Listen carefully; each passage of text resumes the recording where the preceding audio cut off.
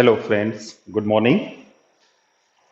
આપણે સાઇન અને કોસ એ બે વિધિની વાત કરી હતી.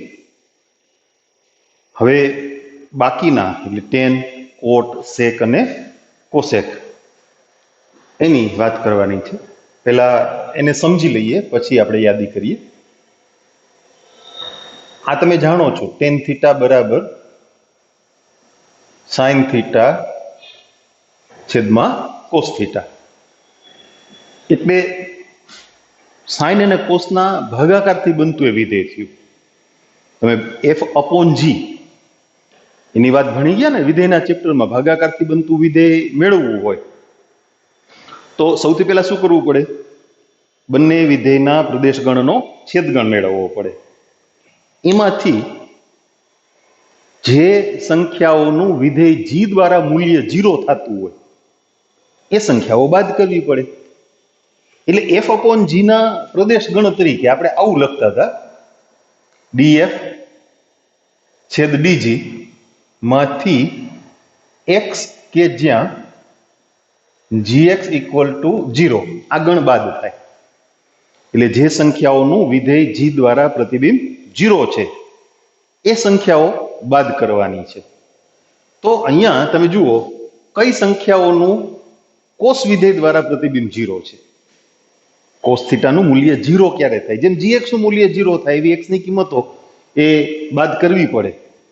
એમ કોસ થીટાનું મૂલ્ય 0 ક્યાં થાય? આપણે આની પહેલાના લેક્ચરમાં વાત કરી ને, કોસનું મૂલ્ય 0 ક્યાં હોય? 2k + 1 × π/2 જ્યાં k બિલોંગ્સ ટુ z. આ ગણમાં બરાબર છે. એ ગણની પ્રત્યેક સંખ્યા માટે કોસ વિધેયનું મૂલ્ય 0 થાય. હવે બંનેનો પ્રદેશ ગણ સાઇન અને કોસ બંનેનો પ્રદેશ ગણ શું? r. તો એનો છેદગણ શું થયો? r. તો r માંથી કોસના શૂન્યોનો ગણ બાદ કરવો પડે. એટલે આ વિધેયનો પ્રદેશ ગણ r માઇનસ કોસના શૂન્યનો ગણ, અને કોસના શૂન્યનો ગણ એટલે 2k + 1 × π/2 જ્યાં k બિલોંગ્સ ટુ z. એનો સહપ્રદેશ ગણ એ તો r જ રહેશે ને, કારણ કે બંને વિધેયના સહપ્રદેશ ગણ તરીકે r છે. અચ્છા, એના શૂન્યનો ગણ ટેન થીટા બરાબર 0. એનો મતલબ sine theta upon cos theta બરાબર 0. એના પરથી શું મળશે? સાઇન થીટા બરાબર 0. છેદનું પદ છે એ ગુણાકારમાં લઈ જાઓ, બરાબર. કોસ થીટા ગુણાકારમાં આવી ગયા એટલે 0 થઈ ગયા ને. હવે સાઇન થીટાની કિંમત 0 ક્યાં થઈ છે તમને ખબર છે ને? આપણાની પહેલાના લેક્ચરમાં સાઇનના શૂન્યનો ગણ એની પણ વાત કરી હતી ને, કે પાઈ જ્યાં કે બિલોંગ્સ ટુ z. એટલે સાઇનના શૂન્યનો ગણ અને ટેનના શૂન્યનો ગણ સમાન. એનો વિસ્તાર ગણ. હવે એની ચર્ચામાં આપણે નહીં પડીએ, એ જરૂરી નથી, યાદ રાખી લેશું r છે. હવે બિલકુલ એની જેમ કોટ થીટા. કોટ થીટા એટલે કોસ થીટાના છેદમાં સાઇન થીટા. પ્રદેશ ગણ માટે છેદના વિધેયના શૂન્યનો ગણ બાદ કરવાનો થાય. તો એનો પ્રદેશ ગણ r માંથી સાઇનના શૂન્યનો ગણ બાદ. અચ્છા, એનો સહપ્રદેશ ગણ બંને વિધેય સાઇન અને કોસ બંનેના સહપ્રદેશ ગણ r હતા એટલે અહીંયા સહપ્રદેશ ગણ r જ રહેશે. અચ્છા, એના શૂન્યનો ગણ કોટના શૂન્યનો ગણ, ટેનના શૂન્યનો ગણ એટલે સાઇનના શૂન્યનો ગણ. ગુણોત્તરમાં અંશ બરાબર 0 એટલે ગુણોત્તર 0. તો અહીંયા અંશ બરાબર 0, કોસ થીટા બરાબર 0, તો કોટ થીટા બરાબર 0 થાય ને. તો કોસના શૂન્યનો ગણ એ તો આપણે મેળવી લીધો છે ને. શું છે? 2k + 1 × π/2 જ્યાં k બિલોંગ્સ ટુ z. એનો વિસ્તાર ગણ એ પણ આપણે યાદ રાખી લેશું, એ r છે. પછી વાત આવશે સેક થીટાની. તો સેક થીટા એટલે 1/cos θ. પ્રદેશ ગણ માટે r માંથી છેદના વિધેયના શૂન્યનો ગણ બાદ કરવાનો ને. છેદમાં કયું વિધેય છે? કોસ. તો r માંથી કોસના શૂન્યનો ગણ બાદ 2k + 1 × π/2 જ્યાં k belongs to z. એનો સહપ્રદેશ ગણ r, શૂન્યનો ગણ sec θ બરાબર 0 મીન્સ 1/cos θ બરાબર 0. હવે 1/cos θ બરાબર 0 થાય જ નહીં, કારણ કે તમે 1/cos θ બરાબર 0 લખો અને છેદનું પદ સામે ગુણાકારમાં લઈ જાઓ તો 1 બરાબર 0 થઈ જાય. એ તો પોસિબલ જ નથી. એટલે sec θ નું મૂલ્ય ક્યારેય 0 થતું નથી.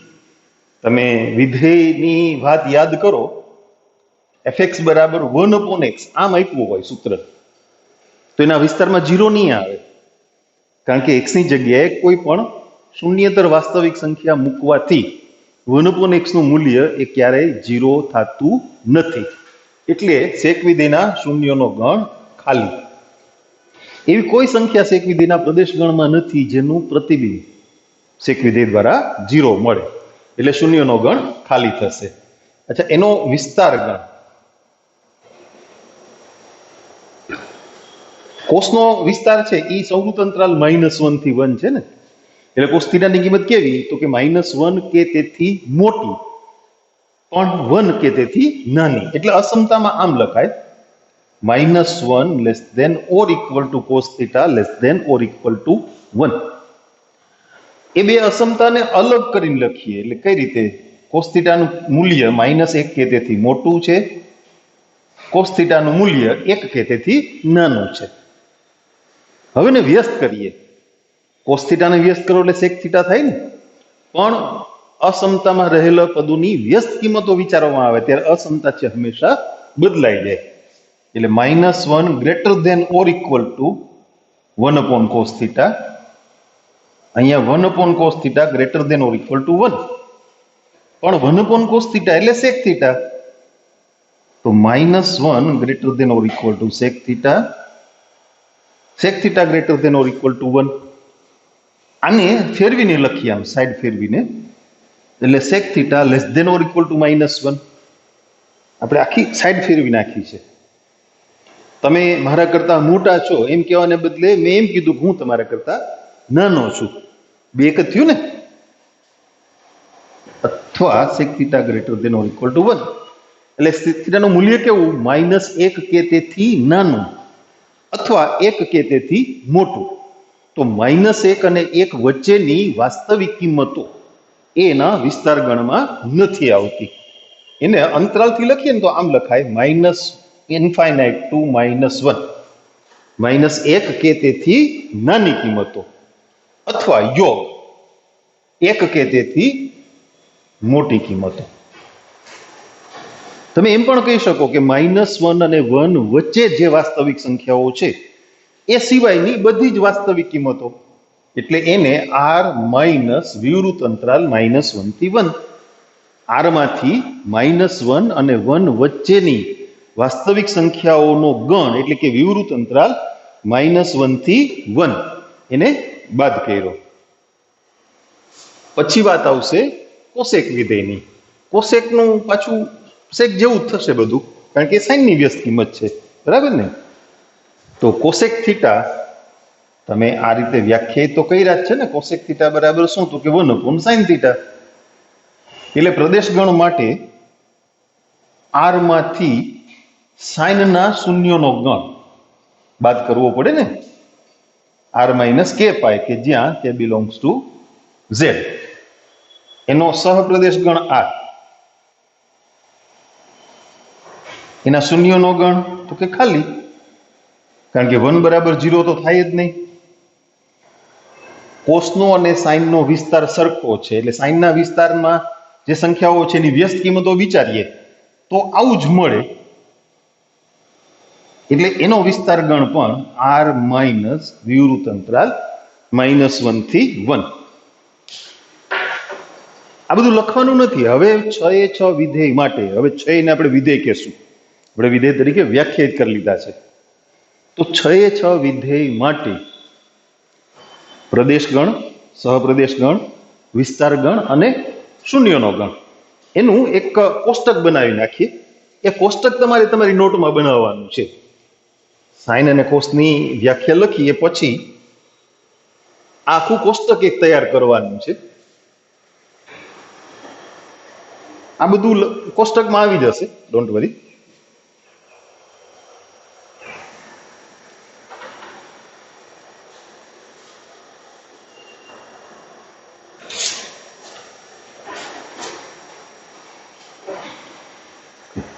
ચલો એનું કોષ્ટક બનાવી નાખીએ. જે તે વિધેય સાઇન, કોસ, ટેન, કોટ, સેક અને કોસેક.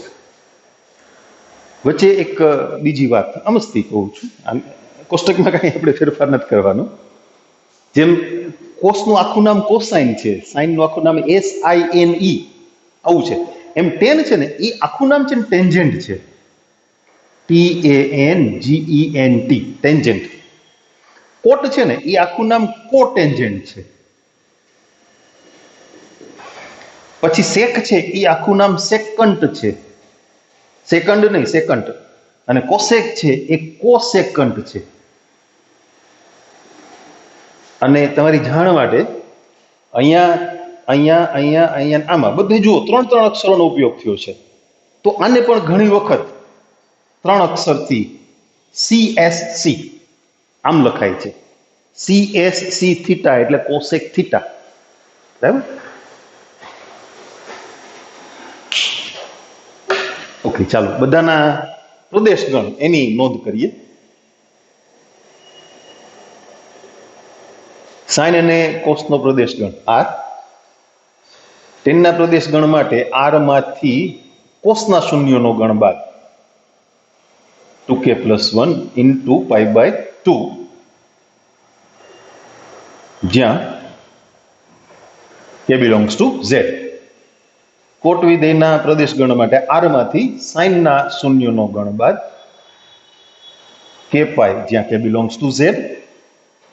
સેક માટે R માંથી કોસના શૂન્યનો ગણ બાદ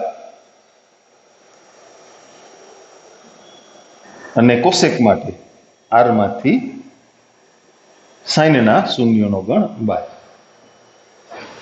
ટૂંકમાં વ્યાખ્યાયિત કરવામાં છેદમાં જે વિધેય આવતું હોય એના શૂન્યનો ગણ એ બાદ કરવાનો થાય. અચ્છા, એ બધાના સહપ્રદેશ ગણ એ યાદ નહીં રાખો તો ચાલશે, અત્યારે જરૂર નહીં પડે, પણ તમને ખબર હોવી જોઈએ કે બધાનો સહપ્રદેશ ગણ શું છે. R. એ 12મા ધોરણમાં ત્રિકોણમિતિનું એક ચેપ્ટર આવશે, હજી ત્રિકોણમિતિય પ્રતિવિધેયો. એ વખતે આપણે એને યાદ કરશું કે બધા વિધેયના સહપ્રદેશ ગણ એ R હતા. ઓકે, પછી વિસ્તાર ગણ એ બધા વિધેયના વિસ્તાર ગણ. સાઇન વિધેયનો વિસ્તાર ગણ સંવૃત અંતરાલ -1 થી 1. કોસનો વિસ્તાર ગણ પણ સંવૃત અંતરાલ -1 થી 1. ટેન અને કોટ એ બંનેનો વિસ્તાર ગણ R. સેક અને કોસેક તો R માઇનસ વિવૃત અંતરાલ -1 થી 1. પછી એ બધાના શૂન્યનો ગણ.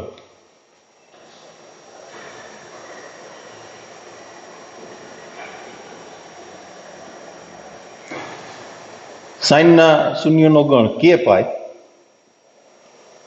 જ્યાં k belongs to Z. કોસના શૂન્યનો ગણ 2k + 1 into π/2, k belongs to Z. ટેનના શૂન્યનો ગણ એટલે સાઇનના શૂન્યનો ગણ, અને કોટના શૂન્યનો ગણ એટલે કોસના શૂન્યનો ગણ. સેક અને કોસેક એના શૂન્યોના ગણ એ ખાલી છે, એટલે કોઈ જ સંખ્યાનું સેક કે કોસેક વિધેય દ્વારા પ્રતિબિંબ એ 0 થતું નથી. ઓકે, હું 2 મિનિટ વેઇટ કરું છું, થોડી વાર વેઇટ કરું છું એટલા માટે કે તમે વિડીયોને વચ્ચે સ્ટોપ કરી અને આ કોષ્ટક એ તમારી નોટમાં તમે બનાવી શકો. અચ્છા, બીજી એક અગત્યની વાત, આ બધી બાબતો એ તમે ધ્યાનથી સમજજો. એક વખત ના સમજાય તો બીજી વખત, ત્રીજી વખત. એનું કારણ શું છે? આ બધું તમારી ટેક્સ્ટબુકમાં નથી. બેઝિક જે બાબતો છે, જે બેઝિક છે, જે પાયાની વિગતો છે, એ નહીં સમજાય ને તો છેલ્લે પાછો પેલા કથા જેવું થશે. સીતાનું હરણ થયું તો હરણમાંથી પાછી સીતા થઈ કે નહીં? બધું પૂરું થશે ને ત્યારે પૂછશો કે આ સાઇન થીટા શું છે, કોસ થીટા શું છે? તમારી ટેક્સ્ટબુકમાં એ પહેલેથી પાયાથી શરૂ નથી કર્યું. એટલે આ ફરીથી જોવું પડે તો ફરીથી જોજો. આની પહેલાના લેક્ચરમાં તમારે લખવાની તો 2 વ્યાખ્યા જ છે, સાઇન અને કોસની, બરાબર? પણ એ આખો લેક્ચર છે એ ધ્યાનથી તમે સમજજો, એટલે તમને છેલ્લે એવો પ્રશ્ન ના થાય કે આ સાઇન અને કોસ શું હતા, કોણ હતા. આમાંથી આ કોષ્ટક અત્યારે તમે કમ્પ્લીટ કરી લ્યો. હજુ હું થોડીક વાર રાહ જોઉં છું. તમે તમારા વિડીયોને થોડીક વાર પોઝ કરી અને જોઈ લ્યો અને તમારી નોટમાં લખી લ્યો, એ જરૂરી છે. પછી પાછી આપણે આગળ ઉપર વાત કરીએ એની.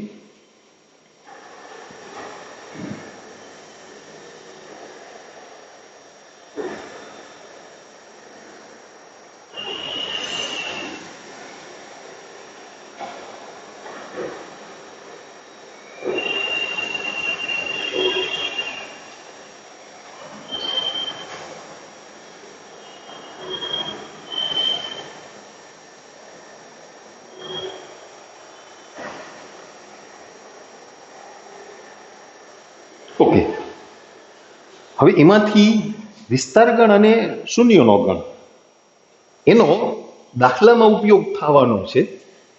મેં તમને હમણાં કીધું ને કે આ બધું તમારી ટેક્સ્ટબુકમાં નથી, પણ કોમ્પિટિટિવના લેવલે તૈયારી કરવા માટે એ બધી વાતો સમજવી જરૂરી છે.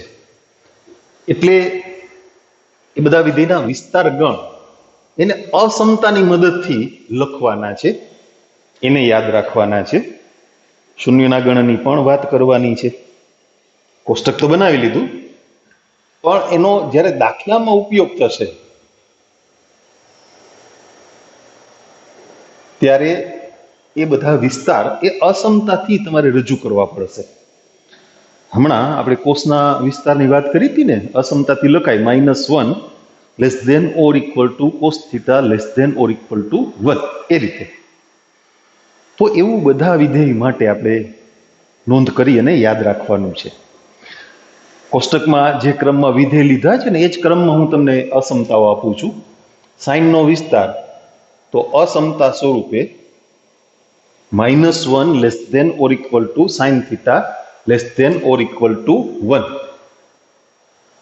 કોસનો વિસ્તાર એ જ પ્રમાણે, કારણ કે સાઇન અને કોસના વિસ્તાર સરખા છે.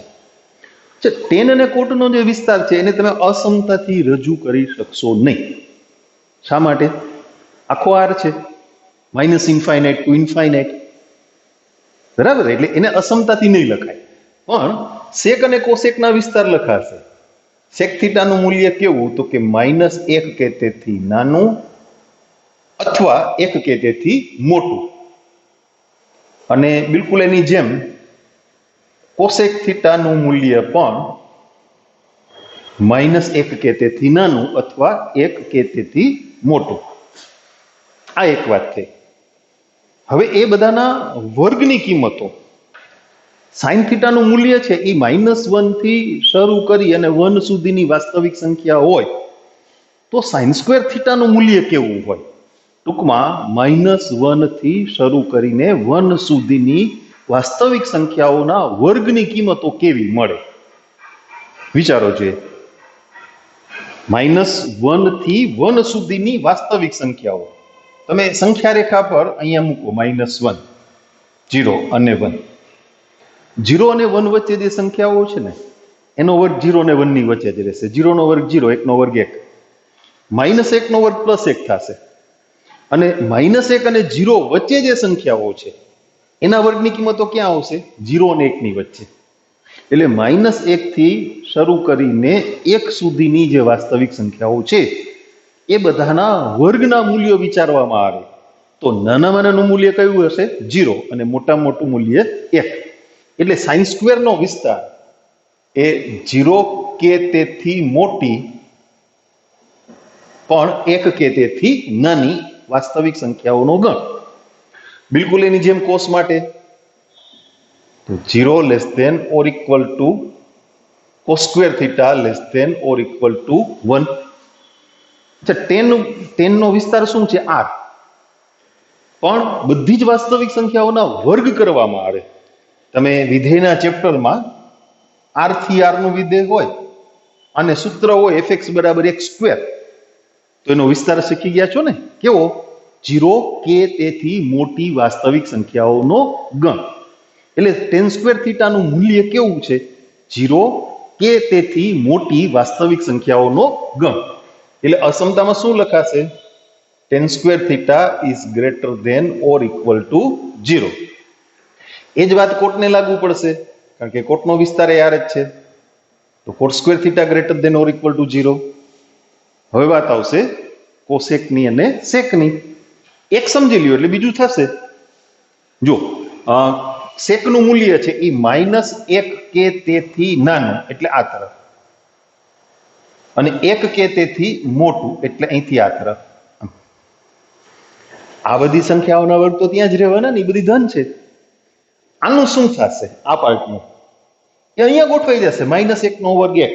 તમે માત્ર પૂર્ણાંક વિચારો તોય સમજાઈ જશે. આ બાજુ -2 આવશે ને તો નો વર્ગ 4, -3 હશે તો 9, -4 નો વર્ગ 16 વગેરે.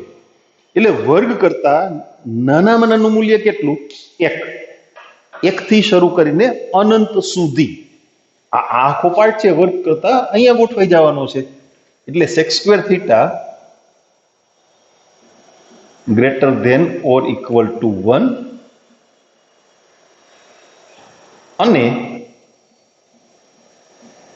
કોસેક સ્ક્વેર થીટા તો એના માટે પણ greater than or equal to 1.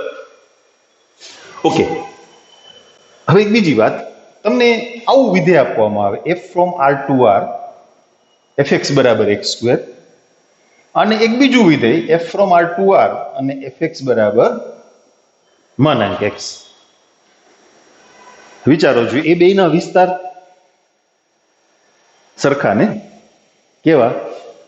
0 કે તેથી મોટી વાસ્તવિક સંખ્યાઓના ગણ. આ બધી વાસ્તવિક સંખ્યાઓની જ વાત ચાલે છે. r થી r ના વિધેય છે ને બધા. હા, પછી ક્યાંક tan cot sec cosec હોય તો પ્રદેશ ગણમાંથી ભાગાકારથી બનતું વિધેય હોય એટલે છેદના વિધેયનું મૂલ્ય 0 ના થાય એવી કિંમતો બાદ કરેલી હોય. પણ મૂળ તો વાસ્તવિક સંખ્યાઓ જ ને, વધી એ જ વાસ્તવિક સંખ્યાઓ વધી ને. તો વર્ગના જે વિસ્તાર છે એ જ પાછા માનાંકના વિસ્તાર થશે. કારણ કે આનો જે વિસ્તાર છે, આનો વિસ્તાર એ શું? તો કે r પ્લસ યોગ 0. તો આનો વિસ્તાર પણ r પ્લસ યોગ 0. વાસ્તવિક સંખ્યાઓના વર્ગની કિંમતો અને માનની કિંમતો એ સરખી જ આવે. તો માનાંકના વિસ્તાર એની પણ આપણે નોંધ કરશું અહીંયા. આ બધી જે કિંમતો છે સાઇન સ્ક્વેર, કોસ સ્ક્વેર વગેરે, તો એના માનાંકના વિસ્તાર એ પણ આવા જ રહેશે. એટલે કે 0 less than or equal to માનાંક sine theta less than or equal to 1, 0 less than or equal to માનાંક cos theta less than or equal to 1, માનાંક tan theta greater than or equal to 0, માનાંક cot theta greater than or equal to 0, માનાંક sec theta greater than or equal to 1 અને માનાંક cosec theta greater than or equal to 1. આ આખું કોષ્ટક યાદ રાખો એમ લખ્યું ને આપણે, એટલે ખરેખર યાદ રાખવાનું છો એટલે લખ્યું છે યાદ રાખો એમ. સમજતું નથી બનાવ્યું. હજુ કંઈક આપણે યાદ રાખવું છે. જોઈએ, ચાલો શું યાદ રાખવું છે, યાદી બનાવીએ, સમજતા જઈએ.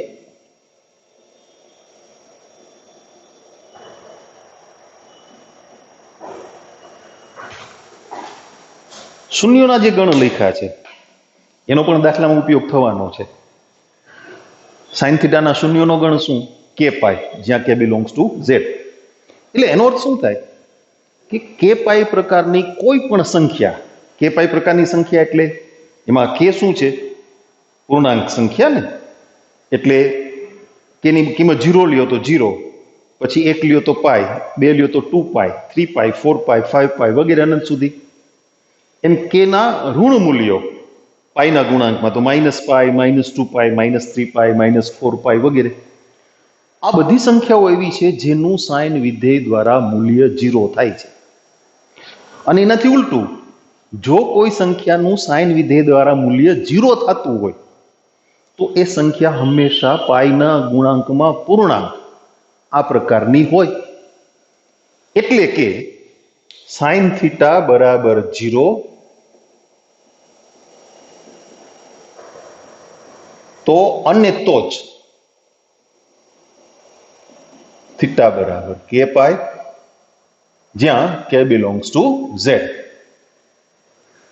જો કોઈ સંખ્યાનું સાઇન વિધેય દ્વારા પ્રતિબિંબ 0 છે તો એ સંખ્યા પાઈના ગુણાંકમાં છે.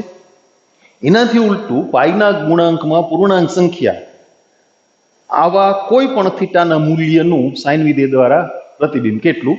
0. બિલકુલ એની જેમ કોસ માટે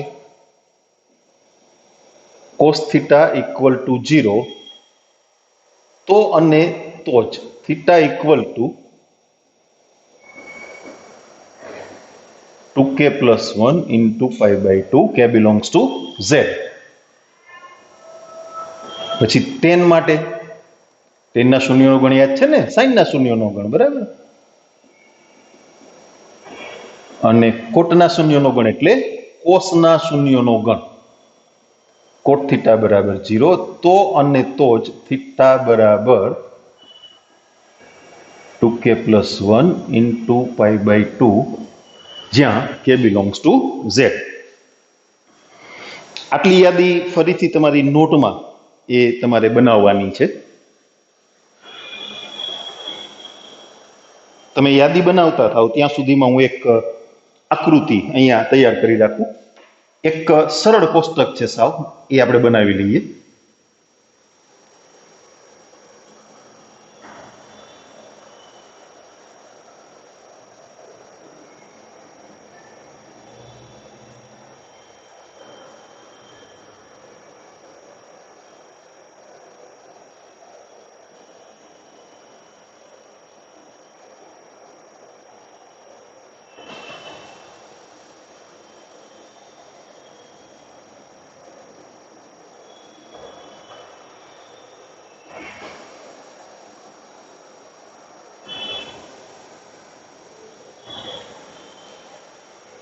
તમે યાદી બનાવી લીધી હશે.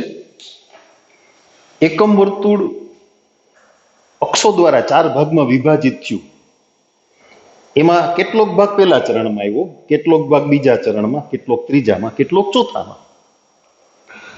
તમે 10મા ધોરણ સુધીમાં જે કાંઈ ભૂમિતિ ભણ્યા છો એમાં આટલું શીખી ગયા છો. પહેલા ચરણમાં પ્રત્યેક બિંદુનો એક્સયામ વાયયામ ધન હોય, પ્લસ પ્લસ. પછી બીજા ચરણમાં માઇનસ પ્લસ, ત્રીજા ચરણમાં માઇનસ માઇનસ, અને ચોથા ચરણમાં પ્લસ માઇનસ. એનો અર્થ સમજાણો ને? પહેલા ચરણના પ્રત્યેક બિંદુનો એક્સયામ અને વાયયામ ધન, બીજા ચરણના પ્રત્યેક બિંદુનો એક્સયામ ઋણ વાયયામ ધન, ત્રીજા ચરણમાં બંને યામ ઋણ, ચોથા ચરણમાં એક્સયામ ધન વાયયામ ઋણ. આપણે જે 4 બિંદુઓના નામ આપ્યા હતા, એ, બી, એ ડેશ અને બી ડેશ, એ ચરણમાં ના આવે, અક્ષ પરના બિંદુ કહેવાય. અક્ષ પરના બિંદુઓ એ, બી, એ ડેશ અને બી ડેશ. તમે ચરણની વાત કરો ને, સમતલ 4 ચરણમાં વિભાજિત થયેલું છે અક્ષો દ્વારા, એટલે ચરણમાં અક્ષોનો સમાવેશ ના થાય. 4 ચરણ પ્લસ 2 અક્ષો ત્યારે સમતલ પૂરું થાય. અક્ષોનો સમાવેશ ચરણમાં ન થાય. ઓકે, આપણે આની પહેલાના લેક્ચરમાં સાઇન અને કોસની વ્યાખ્યા આપી. કોઈ પણ વાસ્તવિક સંખ્યા થીટાનું કોસ વિધેય દ્વારા પ્રતિબિંબ, એટલે થીટાને સંગત વાસ્તવિક સંખ્યા થીટાને સંગત વર્તુળના પરિઘ પર જે અનન્ય બિંદુ મળે છે એનો એક્સિયા. અને એ જ રીતે સાઇન થીટા બરાબર વાય. તો જ્યારે થીટાની કિંમત પહેલા ચરણમાં હોય, પહેલું ચરણ એટલે ક્યાંથી ક્યાં સુધી તમને યાદ છે? મેં તમને સંખ્યાઓ કીધી હતી, યાદ કરાવું પાછી? જો અહીંયા 0 થી શરૂ થાય, એન્ટી ક્લોકવાઇઝ ડાયરેક્શન ચાલો એટલે અહીંયા આવે π/2, અહીંયા આવે પાઈ, અહીંયા આવે 3π/2 અને પાછા આવો તો 2π. એટલે પહેલું ચરણ 0 અને π/2 ની વચ્ચે, બીજું ચરણ એટલે π/2 અને પાઈ ની વચ્ચે. π/2 ને પાઈ તો અક્ષ પર આવી જાય ને. ત્રીજું ચરણ એટલે પાઈ અને 3π/2 ની વચ્ચે, અને ચોથું ચરણ એટલે 3π/2 અને 2π ની વચ્ચે. તો આ થીટાની કિંમત, આ જે વાસ્તવિક સંખ્યા છે ને થીટા, એની કિંમત એ 0 ને π/2 ની વચ્ચે હોય ત્યારે એનું કોસ વિધેય દ્વારા પ્રતિબિંબ, એટલે પેલા ચરણમાં એ બધા બિંદુઓ થાય ને, આ થીટાનું મૂલ્ય એ 0 અને π/2 ની વચ્ચે હોય. એના માટે તમે અહીંયા પી બિંદુ મૂકો, થીટાને સંગત બિંદુ પી મૂકો, તો એ પી બિંદુનો એક્સયામ અને વાયયામ ધન છે, એટલે કોસ થીટા અને સાઇન થીટાનું મૂલ્ય ધન છે. પહેલા ચરણમાં કોસ થીટા અને સાઇન થીટાનું મૂલ્ય ધન છે. એમ બીજા ચરણમાં આવો તો બીજા ચરણમાં એટલે π/2 અને પાઈ ની વચ્ચે બી અને એ ડેશ ની વચ્ચેના ગાળામાં કોઈ પણ બિંદુ હોય, વર્તુળ પરનું કોઈ પણ બિંદુ, તો એનો એક્સયામ કેવો છે? ઋણ, એટલે કોસ વિધેયનું મૂલ્ય ઋણ, અને વાયયામ કેવો છે? ધન, તો સાઇન વિધેયનું મૂલ્ય ધન. ત્રીજું ચરણ એટલે પાઈ અને 3π/2 ની વચ્ચે, તો બંને યામ ઋણ, એટલે કોસનું મૂલ્ય ઋણ, સાઇનનું મૂલ્ય પણ ઋણ.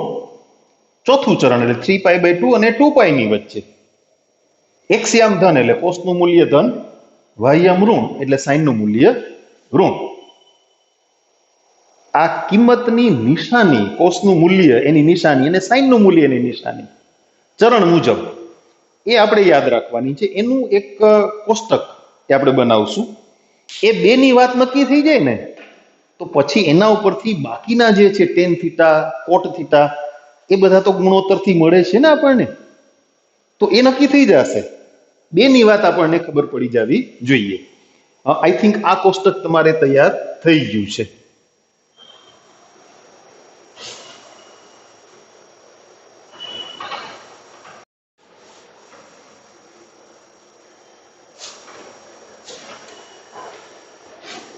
હવે આ કોષ્ટક તૈયાર કરી નાખીએ. ચાલો, વિધેય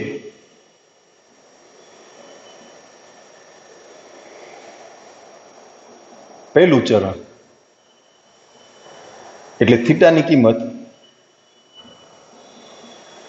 0 ને π/2 ની વચ્ચે. બીજું ચરણ એટલે π/2 અને પાઈ ની વચ્ચે. ત્રીજું ચરણ પાઈ અને 3π/2 ની વચ્ચે. અને ચોથું ચરણ એટલે 3π/2 θ 2π. અચ્છા, આ સ્ટેજ ઉપર એક બીજી વાત કરી લઈએ. હજી પહેલું ચરણ એટલે હંમેશા 0 ને π/2 ની વચ્ચે જ ગણાય એવું નથી. તમે યાદ કરો જોઈએ, આપણે આ સંખ્યાઓમાં આગળ ઓલી દોરી વીંટાળતા હતા, ખબર છે ને? તો 2π પછી અહીંયા આવ્યું હતું 5π/2. તો 2π અને 5π/2 ની વચ્ચે, તો એ પણ પેલું ચરણ કહેવાય. 5π/2 અને 3π ની વચ્ચે એ બીજું ચરણ. 3π અને 7π/2 ની વચ્ચે ત્રીજું ચરણ. 7π/2 અને 4π ની વચ્ચે ચોથું ચરણ. એમ ઋણ સંખ્યાઓ માટે વાત થઈ હતી ને, -π/2, -π, -3π/2, -2π. તો -π/2 અને 0 ની વચ્ચે એટલે ચોથું ચરણ. -π અને -π/2 ની વચ્ચે એટલે ત્રીજું ચરણ. -3π/2 અને -π ની વચ્ચે એટલે બીજું ચરણ. -3π/2 અને -2π એની વચ્ચેનો ગાળો એટલે પેલું ચરણ. એ બધું સમજાશે, હજી વાર છે. તમે અત્યારે પહેલું ચરણ, બીજું ચરણ, ત્રીજું ચરણ, ચોથું ચરણ એટલે આટલી મર્યાદાઓ ધ્યાનમાં રાખો. પેલા ચરણને અલગ અલગ અસમતાથી રજૂ કરી શકાય એ વાત સમજાશે, સમજવી પડશે, ફરજિયાત છે. અત્યારે પ્રાઇમરી બેઝ ઉપર શરૂઆતમાં આટલું યાદ રાખો.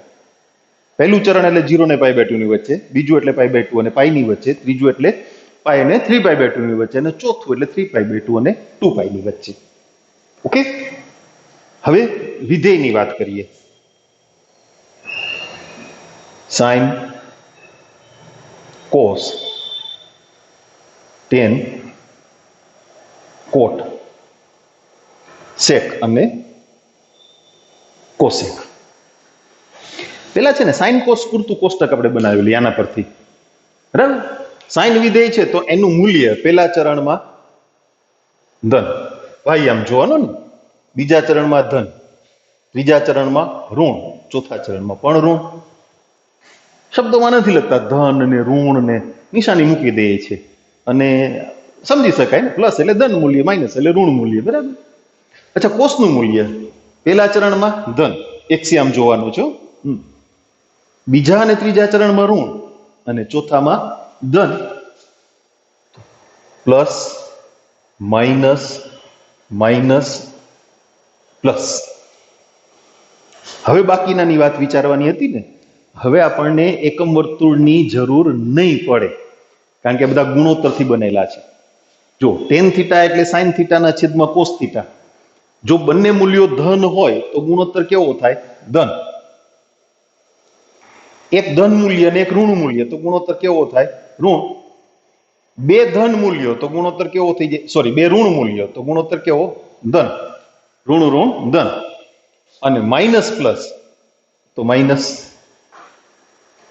હવે વાત આવશે કોટની. તમે બે રીતે એને યાદ કરી શકો. કોટની નિશાની છે ને ટેનની જેમ જ હોય, કારણ કે બંને એકબીજાની વ્યસ્ત કિંમતો છે. આપણે સાબિતીના દાખલા શરૂ કર્યા એ પહેલા વાત કરી હતી ને. કોટ થીટા એટલે 1/tan થીટા અને ટેન થીટા એટલે 1/cot થીટા. તો ધન સંખ્યાની વ્યસ્ત કિંમત ધન સંખ્યા હોય અને ઋણ સંખ્યાની વ્યસ્ત કિંમત ઋણ સંખ્યા હોય.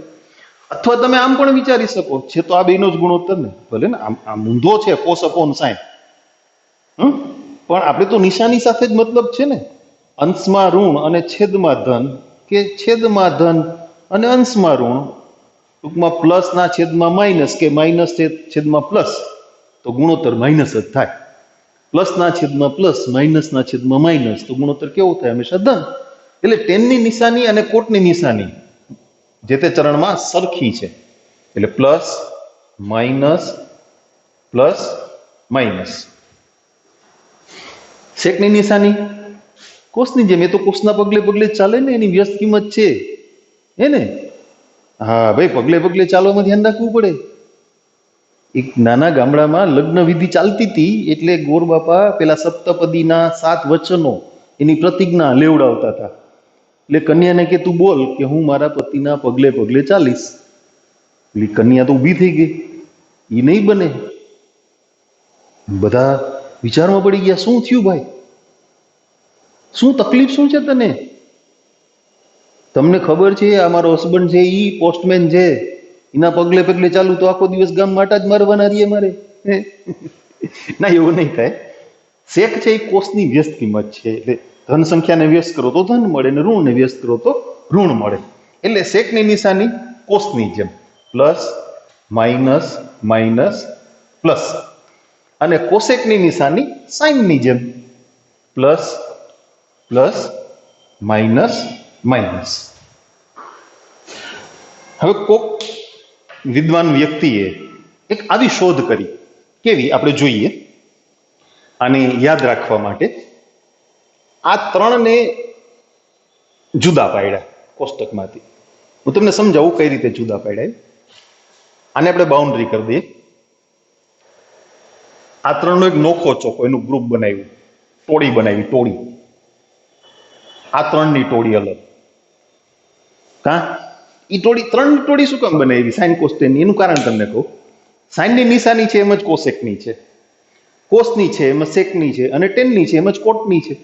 તો સાઇન કોસ અને ટેનની જે તે ચરણમાં નિશાની યાદ રહીએ તો બાકીના ત્રણને યાદ ના રાખવા પડે, કારણ કે 10મા ધોરણ સુધીમાં તમે એ બરાબર શીખી ગયા છો. કોટ છે એ ટેનની વ્યસ્ત કિંમત છે, સેક છે એ કોસની વ્યસ્ત કિંમત છે, અને કોસેક છે એ સાઇનની વ્યસ્ત કિંમત છે. તો આ ત્રણની વાત યાદ રહી જાય. બાકીના ત્રણ બાય 1 ગેટ 1 ફ્રી સ્કીમ આવી લ્યો. આ ત્રણ યાદ રાખવા, ત્રણ ભેગા મફત ફ્રી. હવે એ ત્રણને કેમ યાદ રાખવા? ચરણ 4 છે અને વિધેય 3 છે. ભાગ કેમ પાડવા એના? પડી જાય. ક્યારેક એવો પ્રશ્ન આવે ને નાના નાના બાળકોનો, 3 છોકરાઓ છે ને 5 કેરી છે, ભાગ કેમ પાડવા? રસ કાઢીને ભાગ પાડી નાખો. બરાબર, ચીરું કરીને ભાગ નહીં પડે, રસ કાઢીને ભાગ કરી નાખો, થઈ જાય. પણ આ 3 છે ને બહુ સમજુ છે, ડાયા છો. કઈ રીતે? પેલા ચરણમાં ત્રણેયની નિશાની ધન. હવે 3 ચરણ વધ્યા ને, ત્રણેય સમજીને ભાગ પાડી લીધો. સરસ, વ્યવસ્થિત, કેવા ડાયા સમજુ. જુઓ, પેલા ચરણમાં સાઈન કે હું ધન, તો બાકીના 2 સ્વીકાર લીધું, ઓકે અમે 2 રૂમ. ત્રીજું ચરણ આવ્યું ટેન કે હું ધન, એટલે બાકીના 2 ઓકે અમે 2 રૂમ. ચોથું ચરણ આવ્યું કોસ કે હવે મારો વારો, ધન, બાકીના 2 રૂમ. તો એને યાદ રાખવા માટે, આટલી વાતને યાદ રાખવા માટે અહીંયા આપણે એક નાનકડી રજૂઆત કરીએ. બરાબર, સમજાવું પછી લખીને. એ રજૂઆત શું છે? All S T C. પેલા ચરણમાં મેં ઓલ લખ્યું છે, મેં નાનકડું સમતલ બનાવ્યું છે. અક્ષરના નામ નથી લખ્યા, એક્સ અક્ષ અને વાય અક્ષ, પણ લખવાની જરૂર નથી ને, કારણ કે નક્કી જ છે. જે આડી છે એક્સ અક્ષ છે, ઊભી છે વાય અક્ષ છે. ઓલ એટલે બધા, એટલે આ ત્રણની જ વાત છે. એટલે જો આપણે બાઉન્ડ્રી બાંધી દીધી કે આ 3 માટે વાત કરીએ છીએ, તો ઓલ બધા ધન. એસ એટલે સાઇન, બીજા ચરણમાં સાઇન ધન, બીજા ચરણમાં એસ લખ્યો ને એટલે સાઇન ધન. સેક નહીં હો, ફરીથી કહું, આ 3 ને એટલે તો બાઉન્ડ્રી બાંધી દીધી છે. એસ એટલે સેક નહીં, સાઇન, એટલે બીજા ચરણમાં સાઇન ધન, ત્રીજામાં ટી એટલે ટેન ધન, અને ચોથામાં કોસ, નોટ કોસેક, કોસ ઈ ધન. એટલે પેલા ચરણમાં 3 ધન મૂલ્યો ઓલ ધન, બીજામાં સાઇન ધન, ત્રીજામાં ટેન ધન, ચોથામાં કોસ ધન. એટલે ઓલ એસટીસી યાદ રાખી લ્યો, એટલે 3ની નિશાની યાદ રહી ગઈ. બાકીના 3 એને ફોલો કરશે. તો આ એક કોષ્ટક એ તમારી નોટમાં તમારે બનાવીને યાદ રાખવાનું છે. આ નહીં કરો તો ચાલશે, સમજવા માટે તમારે દોરવું હોય તો ઇટ્સ ઓલ રાઈટ, વાંધો નથી. પણ આ કોષ્ટક એક તમે બનાવી રાખજો. બરાબર, ચાલો પાછા નેક્સ્ટ ટાઈમ મળશું ત્યારે આગળ ચર્ચા કરશું. ઓકે.